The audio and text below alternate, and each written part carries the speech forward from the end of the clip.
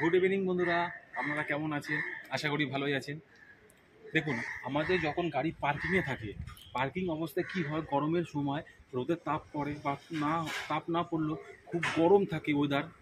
সেই সময় আমাদের গাড়ির ভিতরটা খুব গরম হয়ে যায়।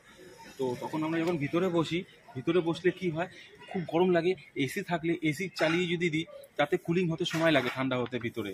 তো তখন খুব তাড়াতাড়ি ঠান্ডা হওয়ার জন্য আমরা কি করতে হয়, তখন আমাদের সেই জিনিসটা কি আপনারা জানেন? যারা জানেন না তাদের জন্য দেখাচ্ছি জিনিসটা কি করবেন, আসুন। তো যখন আমরা গাড়ি নিয়ে বেরাবো, তার আগে আমাদের গাড়িতে ওঠার আগে এই যে আমাদের গেটটা আছে, এই গেটটার সাহায্যে এটা এইভাবে করবেন। তাতে কি হবে, ভিতরে যে বাষ্প গরমটা সব বেরিয়ে যাবে।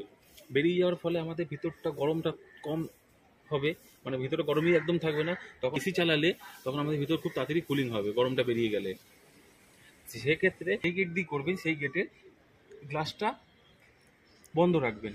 তাতে কি হবে, একটা প্রেশার সৃষ্টি করা যাবে এটার সাহায্যে। তাহলে অন্য জানলা বা অন্য গেটের সাহায্যে আমাদের বাষ্পটা বেরিয়ে যাবে। যখন এটা আটকে রাখছেন, এটা তো আটকানো থাকবে। আর প্রতিটা গেটের আমাদের যে গ্লাসগুলো সব নামিয়ে দেবেন।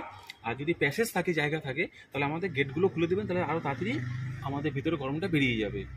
তাহলে এইভাবে আপনারা চেষ্টা করবেন, তাহলে আমাদের ভিতরে গরমটা বেরিয়ে যাবে খুব তাড়াতাড়ি। কোনো অসুবিধা হবে না, খুব তাড়াতাড়ি কুলিং হবে গরমটা বেরিয়ে গেলে। এটা আপনারা চেষ্টা করবেন। এগুলো খুব একদম সিম্পল ব্যাপার। তো এরকম গাড়ির ব্যাপারে আরও এক্সপার্ট হওয়ার জন্য আমার ভিডিওগুলো লাইক অ্যান্ড ফলো করুন, অ্যান্ড সাবস্ক্রাইব করতে ভুলবেন না বন্ধুরা। রাধে রাধে।